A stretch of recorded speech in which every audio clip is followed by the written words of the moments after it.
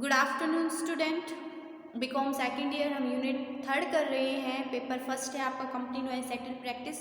Chapter हम कर रहे हैं शेयर कैपिटल। हम कॉन्सेप्ट कर रहे थे काइंड्स ऑफ शेयर कैपिटल, अंश पूंजी के प्रकार।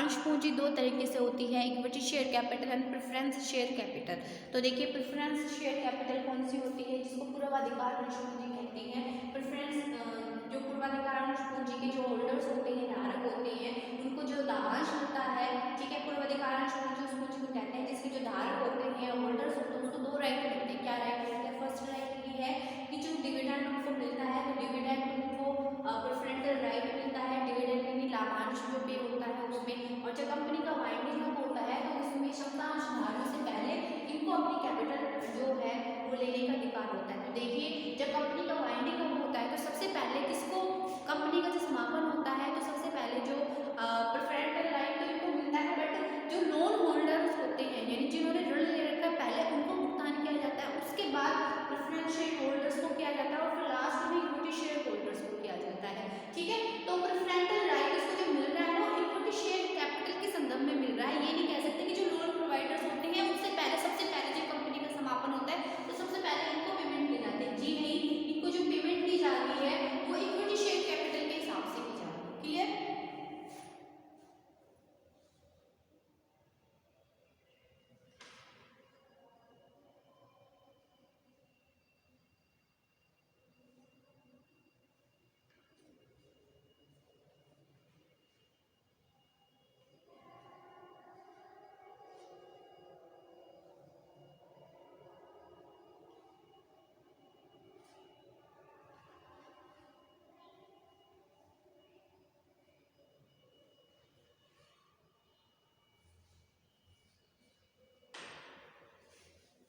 नेक्स्ट है इसमें इक्विटी शेयर कैपिटल। अब देखिए इक्विटी शेयर कैपिटल क्या होती है कि इक्विटी शेयर कैपिटल वो कैपिटल होती है जो प्रेफरेंस शेयर कैपिटल नहीं है। Equity share capital means all share capital which is not preference share capital. In other words it is that share capital of a company the holder of which do not have the following right, जिसको ये rights नहीं होते हैं। क्षमता पूंजी वो पूंजी होती है जो प्रेफरेंशियल जो शेयर कैपिटल है। देखिए इक्विटी शेयर कैपिटल वो कैपिटल होती है जिसको ये दो राइट्स नहीं मिलती हैं। क्या दो राइट्स नहीं मिलती हैं? इक्विटी शेयर कैपिटल में हम बोल सकते हैं कि preferential right to claim any dividend, यानी जो क्लेम करते हैं डिविडेंड को, तो क्लेम करने का जो डिविडेंड को मिलता है, क्लेम जो होता है डिविडेंड पे करने का तो उनको पहले ही मिलता है। और जो कैपिटल जब वाइंडिंग अप होता है तो जो कैपिटल रिसीव होनी होती है, रिपेमेंट होती है, ठीक है, तो उसमें प्रेफरेंशियल राइट नहीं मिलता। देखिए प्रेफरेंशियल राइट उनको ये नहीं कि उनको राइट ही नहीं है कि उनको कैपिटल ना मिले, उनको डिविडेंड नहीं मिले, नहीं, उनको प्रेफरेंशियल राइट यानी जो पहले भुगतान का जो अधिकार है वो इनको नहीं मिलता है। यानी जो पूर्व अधिकार होता है, पूंजी की वापसी का जो पूर्व अधिकार है या डिविडेंड की लाभांश मिलने का जो पूर्व अधिकार है वो पूर्व अधिकार इनको नहीं मिलता है। ठीक है, तो आपकी बुक में भी इसकी डेफिनेशन दी गई है। तो equity share capital preference share capital की दोनों लिखना। इक्विटी शेयर कैपिटल में जिसको होल्डर्स होते हैं उसको जो दो राइट भी होते हैं, प्रेफरेंशियल राइट और डिविडेंड रिसीव करने का, और प्रेफरेंशियल राइट जो कैपिटल रिसीव करने का case of winding up of the company. Clear? तो समतांश पूंजी और पूर्वाधिकार अंश पूंजी आपको समझ में आया क्या है? नेक्स्ट जो इक्विटी शेयर कैपिटल होगा, इक्विटी शेयर कैपिटल में हम टाइप्स करेंगे शेयर कैपिटल में कि कौन कौन सी टाइप्स की होती हैं हमारी। ठीक है,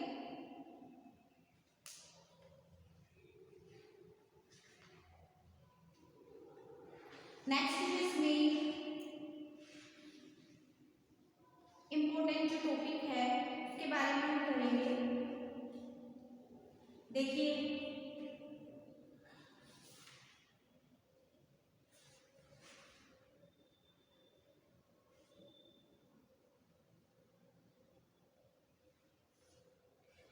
यानी कंपनी किसी तरह अपने जो शेयर कैपिटल है उसमें कोई रिडक्शन करना चाहती है तो कई तरीके से कर सकती है।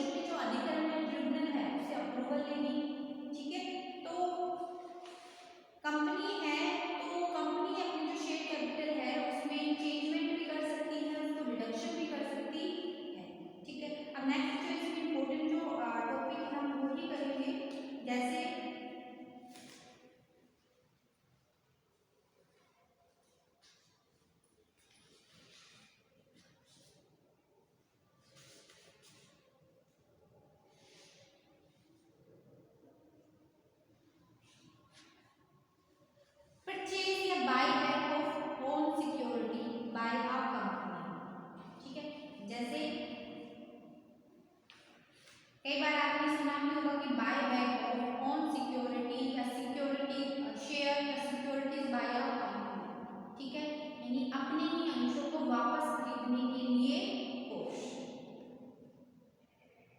कि कंपनी अपने यानी buy back of on security कैसे कर सकती है, क्या प्रोहिबिशन है, यानी वापस जो खरीदते हैं उसमें क्या प्रोहिबिशन किए गए हैं, ठीक है, तो उसको हम देखते हैं।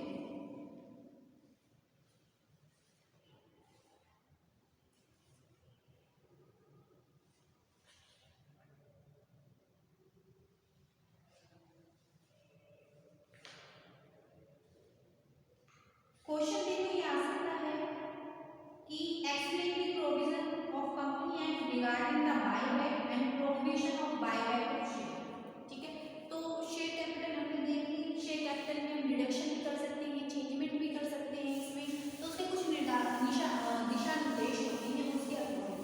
अब देखिए इसमें इम्पोर्टेंट है मेनली कि बायबैक ऑफ शेयर क्या होते हैं, छोटे छोटे पॉइंट है आपको पूरी नॉलेज के लिए बताएंगे बस इस चैप्टर में, ठीक है, जैसे buy back of own share,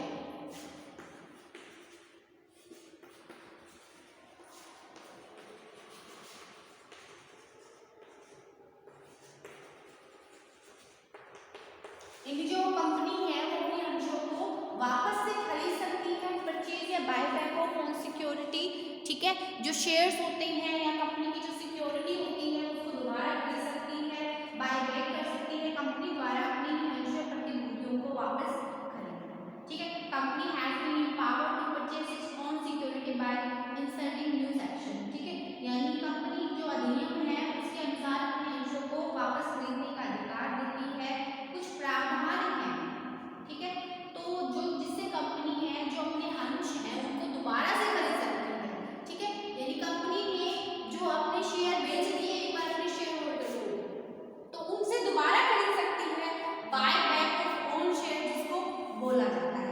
तो सबसे पहले है तो अंशों को वापस खरीदने के लिए कोष, यानी sources of fund for buy back, यानी बाय बैक यानी अपने अंशों को खरीदने के लिए उसको कोष कहाँ मिलेगा, ठीक है, फंड कहाँ से मिलेगा, यानी देखिए जो अंश उन्होंने एक बार बेच दिए और उसको बेचने के पश्चात अपने पास यानी दोबारा से उसको खरीदने के लिए उसको फंड की भी तो जरूरत होगी, रुपए की भी तो जरूरत होगी, तभी तो अपने अंशों को खरीद सकती है, तो इसके लिए जो फंड होगा क्या सोर्सेज होगा उस फंड का, यानी हम उसको देखेंगे sources of fund,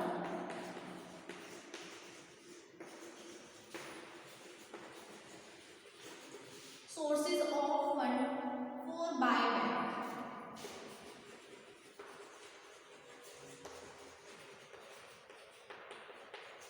sources of fund for buyback यानी अंशों को वापस खरीदने के लिए कोष,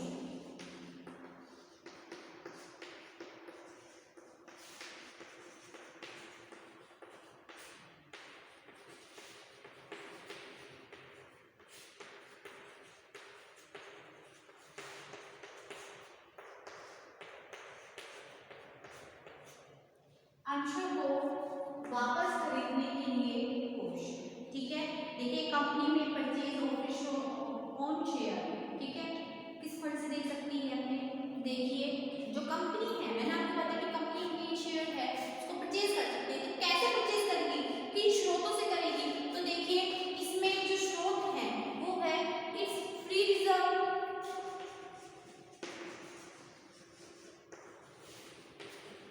यानी कंपनी के जो स्वतंत्र संचय है, कंपनी ने अपने संचय कर रखे हैं यानी पूंजी इकट्ठी कर रखी है, रिजर्व बना रखे हैं, उनसे कर सकती है बायबैक ऑफ शेयर, फिर है द सिक्योरिटी प्रीमियम अकाउंट, जो कंपनी का सिक्योरिटी प्रीमियम अकाउंट होता है उससे खरीद सकती है, ठीक है, सिक्योरिटी प्रीमियम अकाउंट,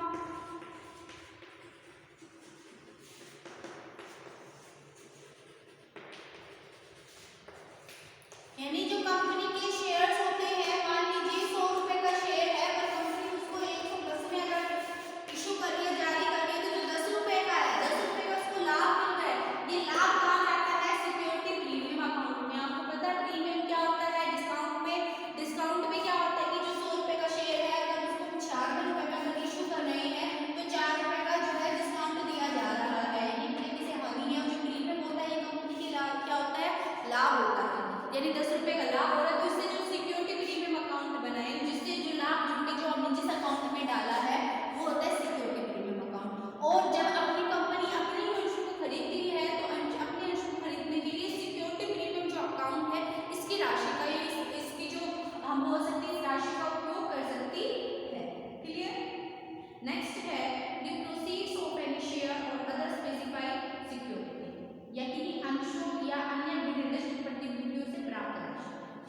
यानी कि प्रोसीड्स ऑफ एनी शेयर।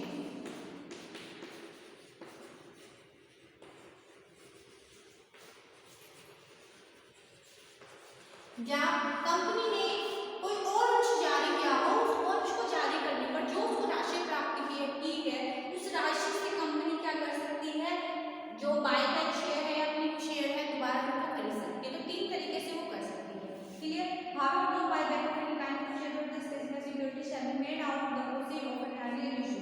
ठीक है, किंतु कोई भी कंपनी अपने अंश को वापस खरीदने के लिए उस राशि का उपयोग नहीं कर सकती जो वैसे ही समान प्रकार के अंशों या प्रतिभूतियों को कैसी पूर्ववर्ती निगम से प्राप्त हुई है। ठीक है, यानी इससे ध्यान रखना कि यहाँ जो विनिर्दिष्ट प्रतिभूतियां यानी जो सिक्योरिटीज में स्पेसिफाई है, या जो हम बोल सकते हैं एम्प्लॉय इस सेक्शन में जो स्पेसिफाइड सिक्योरिटी है या एम्प्लॉय स्टॉक ऑप्शन है या अदर सिक्योरिटी है जो notified by the central government from time to time. ठीक है, तो उसको हम इंक्लूड कर सकते हैं। ठीक है,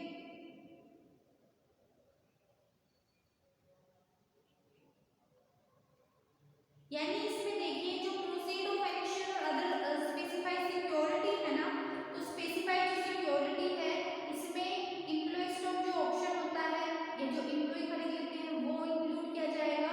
ठीक है, और जो सिक्योरिटी है जो नोटिफाई की है सेंट्रल गवर्नमेंट से, तो उन्हीं के जो प्रोसीड है किसी के शेयर, देखिए थर्ड पॉइंट में आपको क्या बताया था कि शेयर यानी कोई हमने और शेयर जारी कर रहे हैं, पर देखना कि जो बायबैक हम शेयर करते हैं वो जो सेम टाइम का, ठीक है, यानी जो प्रोसीड करते हैं कि जो हमने पहले कोई इशू किया अगर इसी तरह का सेम काइंड ऑफ शेयर, यानी ये नहीं कि जो सेम काइंड ऑफ शेयर यानी जो हमने शेयर मान लीजिए इक्विटी शेयर कैपिटल अगर हमने किए हैं जारी, तो सेम टाइप का जैसे सेम काइंड का शेयर अगर हमने पहले जारी कर रखा है या कोई अदर सिक्योरिटी पहले जारी कर रखी है तो उसको हम इंक्लूड इसमें नहीं करेंगे।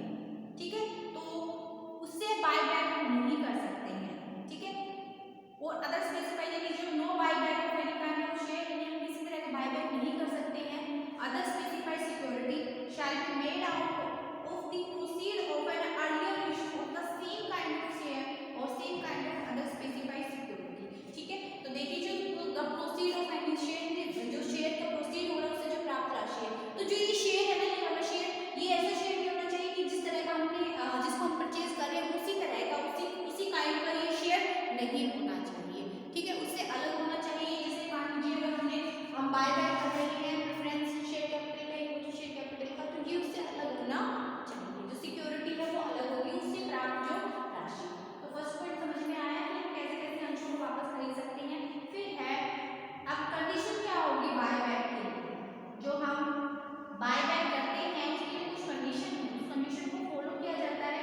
कंडीशंस ऑफ बायबैक यानी जो अपने अंश होते हैं उनको जब हम दोबारा से विक्रय करते हैं तो उसके लिए कुछ कंडीशन होती है, उस कंडीशन को पूरा करना पड़ता है।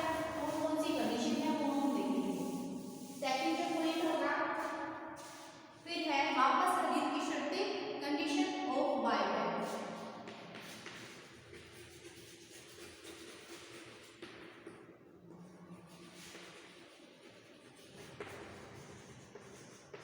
वापस खरीद की शर्त,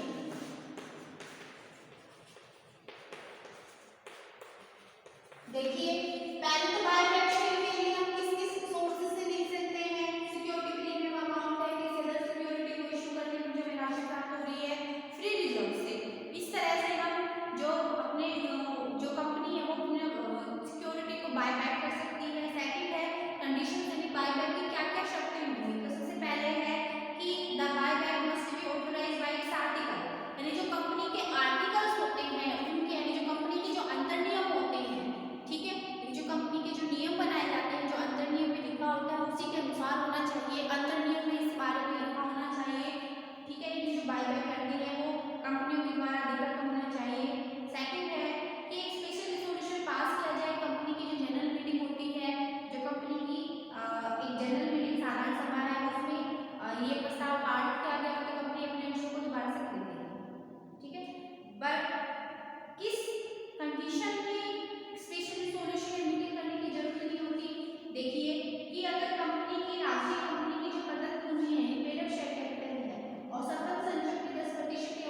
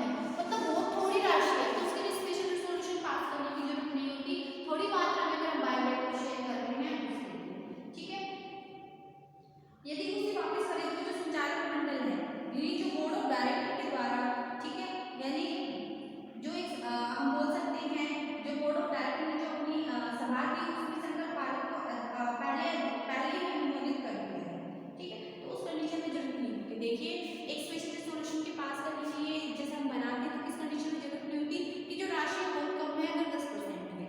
सेकंड है कि कंपनी की जो बोर्ड ऑफ डायरेक्टर ने जो अपनी जनरल मीटिंग की थी, जो कंपनी के संचालक मंडल ने जो अपनी जनरल मीटिंग की थी, सभा की थी, अगर उसने पहले से इसको अप्रूव कर दिया है, ठीक है, तो स्पेशल रिजोल्यूशन पास करने की जरूरत नहीं होती। जो कंपनी के संचालक मंडल ने जब इस बात को पहले से अप्रूव कर दिया है तो हमें एक स्पेशल रिजोल्यूशन पास करके जनरल मीटिंग बुलाने की जरूरत नहीं होती। पर लेकिन मेनली जो शर्तों के अकॉर्डिंग एक जनरल मीटिंग बनाने की भी जरूरत होती है, आर्टिकल में उसको मेंशन करना जरूरी होता है। फिर सेकंड क्या था कि जनरल मीटिंग साधारण सभा बुलानी पड़ती है। नेक्स्ट है कि जो वापस खरीद कंपनी की राशि को प्रदत्त पूंजी सकल संचय के प्रतिशत से अधिक नहीं होनी चाहिए। देखिए जो फ्री रिजर्व होते हैं अगर उससे 10% से कम है ना, 10% से अगर कम है तो हमें स्पेशल रिजोल्यूशन करने की जरूरत नहीं होती। पर अगर ये राशि 25% से क्या है ज्यादा नहीं होनी चाहिए। जो फ्री रिजर्व होते हैं उससे यानी जहां से हम फ्री रिजर्व मतलब जो हम बोल सकते हैं स्वतंत्र जो संचय है जिससे हम बायबैक शेयर करेंगे, यानी वो मनी जिससे हम अंशों को खरीद रहे हैं, तो इससे 25% से क्या है ज्यादा नहीं होनी चाहिए, तो हम इसको नहीं खरीद सकते, ठीक है।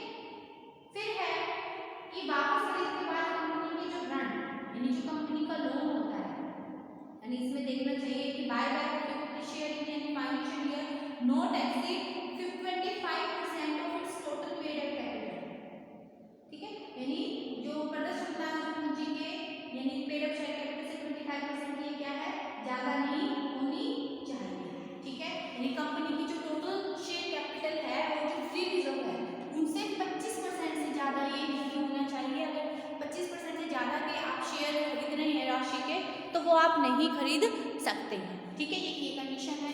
और नेक्स्ट इसमें जो कंडीशन है वो ये है कि जो कंपनी के हम बोल सकते हैं कि जो ऋण है, ठीक है, यानी जो कंपनी का डेट रेशो है, जो रेशो है डेट का, ठीक है, वो यानी 2 गुने से अधिक नहीं होनी चाहिए, ठीक है। यानी जो कंपनी के वापस खरीद लिया आपने बाद उसके बाद जो कंपनी का अगर लोन है यानी ऋण है या डेट है वो कंपनी की पूंजी कंपनी की कैपिटल जो जनरल रिजर्व है उसके 2 गुने से अधिक नहीं होना चाहिए, ठीक है।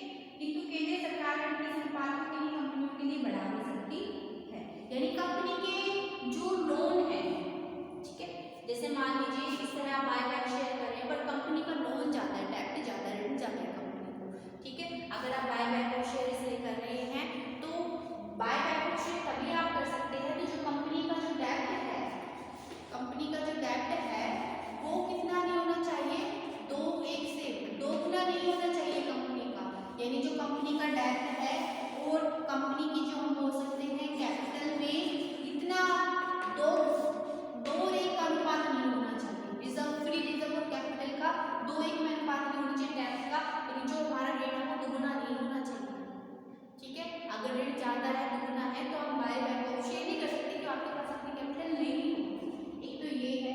और जो वापस हम खरीद रहे हैं अंश वो क्या होने चाहिए पूरी तरह से फुली पेड अप होने चाहिए, ठीक है, क्या होने चाहिए फुली पेड अप होने चाहिए, यानी कोई भी अनकॉल्ड अमाउंट नहीं होनी चाहिए, सारी प्रदत्त होनी चाहिए, सबको दिए जा सके, ठीक है, एक तो ये होनी चाहिए इसकी कंडीशन, ठीक है। और वापस खरीदने वाला जो अंश है वो किसी जो स्टॉक एक्सचेंज है उसमें लिस्टेड होनी चाहिए, अगर वो लिस्टेड है तो सेबी के अनुरूप होनी चाहिए, ठीक है।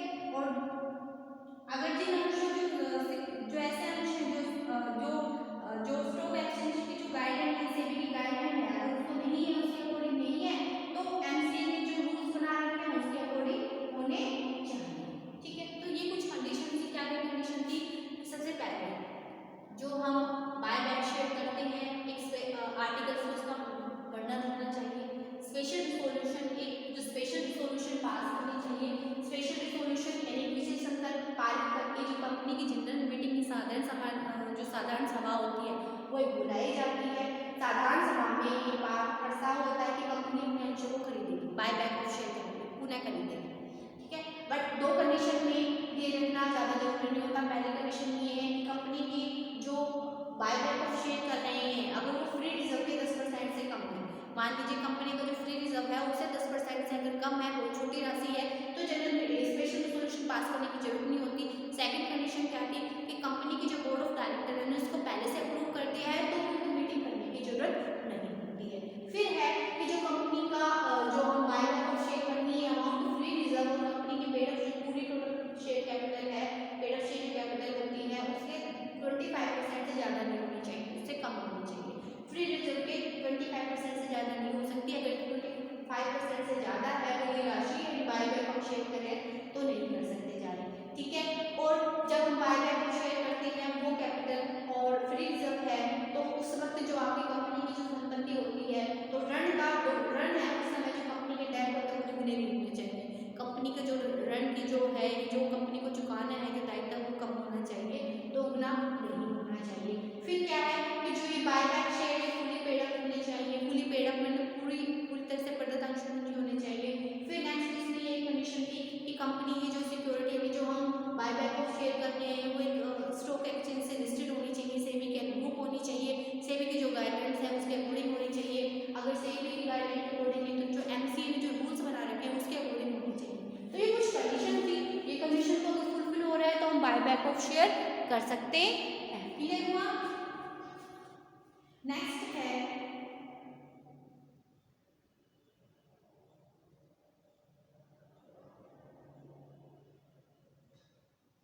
इसमें याद रखना कि जो दो वापस खरीद कर रहे हैं यानी दो जो हम वापस खरीद मतलब बायबैक शेयर कर रहे हैं, अगर दो हम कर रहे हैं तो उसमें कम से कम 1 वर्ष की अवधि तक का क्या होना चाहिए, गैप होना चाहिए। मान लीजिए आपने एक बार बायबैक ऑफ शेयर कर दिया, फिर सेकंड बार आप बायबैक ऑफ शेयर कर दिया, इन दोनों के बीच में कम से कम 1 साल का यानी 1 वर्ष तक का क्या होना चाहिए, गैप होना चाहिए। ये नहीं आपने अभी बायबैक ऑफ शेयर किया, कुछ शेयर कर किया, 6 महीने बाद आप दोबारा बायबैक ऑफ शेयर करें, ऐसे नहीं कर सकती कंपनी। कम से कम 1 साल का उसमें अंतर होना चाहिए, तो ये कंडीशन भी पूरी होनी चाहिए। नेक्स्ट है इसमें कि सोर्सेज और मैनर ऑफ बायबैक, अब हम कैसे जो वापस खरीद करेंगे वो कैसे कर सकते हैं, ठीक है।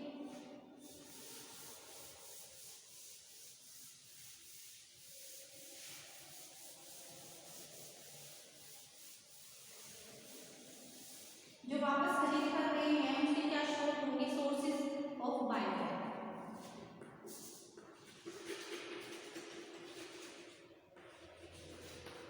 थर्ड पॉइंट है ये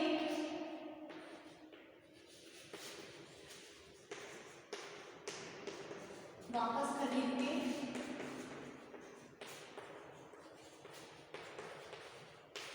स्रोत।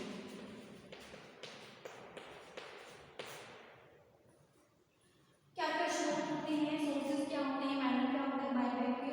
देखिए सबसे पहले किन किन स्रोतों से हम खरीद सकते हैं। पहला ये है कि जो एग्जिस्टिंग शेयर होल्डर है उसके प्रोपोर्शनल बेस पे हम कर सकते हैं। सेकंड है ओपन मार्केट से, खुले बाजार से।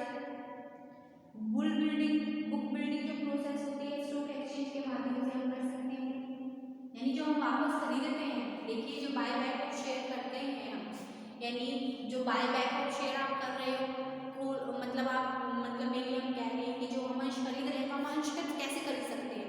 पहला ये है कि हम जो हमारे जो एग्जिस्टिंग शेयर होल्डर है, एग्जिस्टिंग जो शेयर होल्डर है जिससे हमने अंश दे रखे हैं, अगर हम उनसे खरीद रहे हैं तो डायरेक्टली हम जो एग्जिस्टिंग शेयर होल्डर्स हैं उनसे प्रोपोर्शनल बेस पे हम खरीद सकते हैं।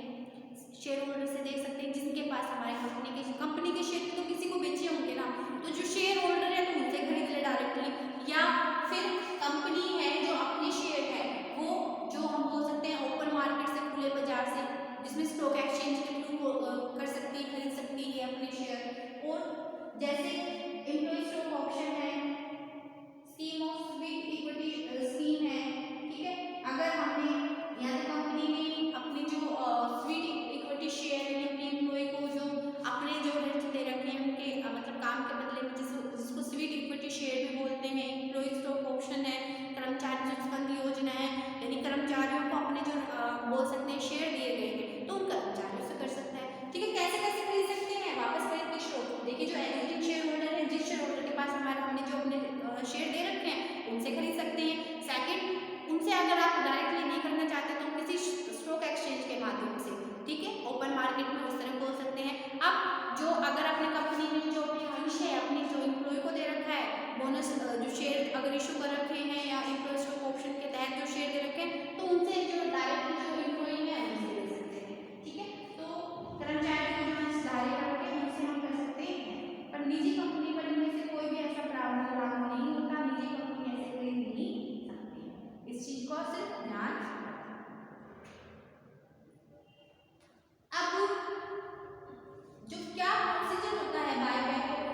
सिक्योरिटी का, ठीक है। जैसे 3 तरीके से हम कर सकते हैं, मैंने आपको बताया था कि अगर एम्प्लॉय को अपने शेयर दे रखे हैं तो एम्प्लॉय से खरीद सकते हैं। कंपनी ने अगर अपना इसमें हम बोल सकते हैं कि अगर कंपनी में जो इसके एग्जीक्यूटिव शेयर होल्डर है तो उनसे अगर प्रोपोर्शनल बेस पे अनुपातिक आधार पर दे रखा है तो उसे कर सकते हैं। ओपन मार्केट में हम कर सकते हैं, बुक बिल्डिंग प्रोसेस से, स्टॉक एक्सचेंज के माध्यम से, ठीक है।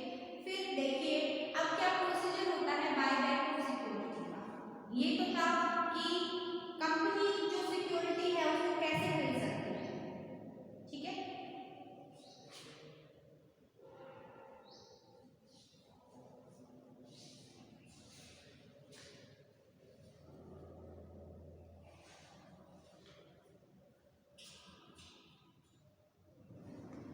तो देखिए बच्चों, बायबैक ऑफ शेयर के बारे में मैंने आपको बताया, ठीक है। थोड़ा सा कॉम्प्लेक्स है, थोड़ा सा जटिल है, इसमें याद रखना, बट आप इसको स्टेप बाय स्टेप आप ध्यान से रखना, दिमाग में इस बात को लेकर चलना, नॉर्मल तरीके से पढ़ना है हमें, ठीक है। देखिए जैसे फर्स्ट इसमें क्या था कि जो हम बायबैक ऑफ शेयर होता क्या है, कंपनी जब अपने शेयर खरीद सकती है तो सारी चीजें इसमें बताई गई है कि देखिए जैसे लास्ट पॉइंट मैंने आपको बताया था क्या सोर्सेज होता है बायबैक का, कि कंपनी वापस खरीद के क्या स्रोत होते हैं, किन किन माध्यम से अपने खरीद सकती है। तो देखिए फर्स्ट क्या था इसमें कि कंपनी है, अगर कंपनी जो अपने एग्जिस्टिंग शेयर होल्डर है, उसके जो शेयर होल्डर है, अंशधारक है, जिनके पास कंपनी के अंश है, उनसे खरीद सकती है डायरेक्टली। सेकंड ऑप्शन क्या था कि कंपनी खुले मार्केट में, ओपन मार्केट में ऐसे अंशों को खरीद सकती है। थर्ड क्या था, कंपनी ने अगर अपने जो स्टॉक यानी जो शेयर हैं वो अगर एम्प्लॉय को दिए हुए हैं, किस स्कीम के तहत, एम्प्लॉय स्टॉक ऑप्शन के तहत, बोनस शेयर जो कंपनी के जो एम्प्लॉय है उनको इशू किए जाते हैं तो उनसे खरीद सकती है। 3 तरीके से खरीद सकती है। फिर सोर्सेज यानी क्या सोर्सेज होते हैं फंड के, हम, ठीक है, जब हम शेयर खरीदते हैं तो खरीदने के लिए क्या सोर्सेज होने चाहिए, यानी हम कैसे कैसे खरीद सकते हैं, किस पूंजी से खरीद सकते हैं। क्यों, जब आप बायबैक ऑफ शेयर करते हैं तो उसके लिए आपको पूंजी भी तो होनी चाहिए। आप अंश खरीद रहे हो तो कंपनी के पास पूंजी भी होनी चाहिए। तो कंपनी किससे कर सकती है, तो कंपनी फ्री रिजर्व से, कंपनी के जो फ्री रिजर्व होते हैं उसके तहत, कंपनी का सिक्योरिटी प्रीमियम अकाउंट होता है, प्रतिभूति जो खाता होता है, प्रतिभूति प्रीमियम जो खाता होता है, यानी जो कंपनी का लाभ होता है उसका जो अकाउंट बना है उस राशि से खरीद सकती है, या कोई और अंश निर्मित किए हैं उस राशि से। और अंश में इसी तरह का सेम टाइप का जो रेट अगर अंश है या शेयर है सिक्योरिटी जारी करके तो उन अंशों को हम इसमें इंक्लूड नहीं कर सकते हैं, अलग होने चाहिए, ठीक है। अगर कंपनी बायबैक ऑफ शेयर अगर शेयर कैपिटल का कर रही है तो वो जो किसी और अंश मतलब पूर्वाधिकार अंश पूंजी होने चाहिए, उनको निर्गमन से जो हमें अंश पूंजी प्राप्त हो रही है उससे हम बायबैक कर सकते हैं। तो सेम टाइप का नहीं होना चाहिए, ठीक है, सेम अंतराल का नहीं होना चाहिए, सेम टाइप का नहीं होना चाहिए। ये चीज समझ में आई। फिर इसके बाद नेक्स्ट जो इसमें हमारा ऑप्शन था कि क्या क्या कंडीशन होनी है, कि जो हम बायबैक ऑफ शेयर करते हैं कि क्या क्या कंडीशन होते हैं। फर्स्ट कंडीशन क्या थी कि ये जो बातें हैं ये आर्टिकल में मेंशन होनी चाहिए, कंपनी के आर्टिकल द्वारा इसका अनुमोदन होना चाहिए, जो बायबैक के जो शेयर होते हैं वो फुली पेड अप होने चाहिए, पूरे प्रदत्त होने चाहिए। अगर जो बायबैक हम कर रहे हैं, जो हम सिक्योरिटी को परचेज करेंगे वो किसी स्टॉक एक्सचेंज पर लिस्टेड होनी चाहिए और सेबी के नियम द्वारा अप्रूव होने चाहिए, सेबी के नियम उसमें पूरे होने चाहिए। और सेबी के नियम अगर पूरे नहीं हो रहे हैं तो MCA ministry of corporate affair ने जो भी उससे रिलेटेड जो भी बता रखा है उसके निर्देश जो है वो पूरे होने चाहिए। फिर एक स्पेशल रिजोल्यूशन पास होना चाहिए कंपनी की जनरल मीटिंग में कि हम इस तरह का बायबैक कर रहे हैं। स्पेशल रिजोल्यूशन 2 कंडीशन में नहीं होता जरूरी, कि अगर कंपनी के संचालक मंडल ने जो बोर्ड ऑफ डायरेक्टर उन्होंने पहले से इसको अप्रूव दे रखा है, या जो कंपनी के जो फ्री रिजर्व है कि जो ये अमाउंट बहुत थोड़ी सी अमाउंट है मतलब फ्री रिजर्व से 10% से भी कम है, तो उसके लिए हमें कोई भी स्पेशल रिजोल्यूशन पास करने की जरूरत नहीं होगी। और एक बात का ध्यान रखना है कि जो ये कंपनी के बायबैक और शेयर की जो राशि होती है, जो फ्री रिजर्व है कंपनी की पेड और शेयर कैपिटल है, उससे 25% क्या है ज़्यादा नहीं होनी चाहिए। अगर ये सब कंडीशन पूरी होती हैं, ये मैनर पूरा होता है तो कंपनी है वो बायबैक और शेयर कर सकती है, ठीक है। जैसे अब इसमें नेक्स्ट है कि क्या प्रोसीजर होता है, क्या प्रोहिबिशन होती है बायबैक ऑफ शेयर करने के, वो नेक्स्ट लेक्चर में करेंगे।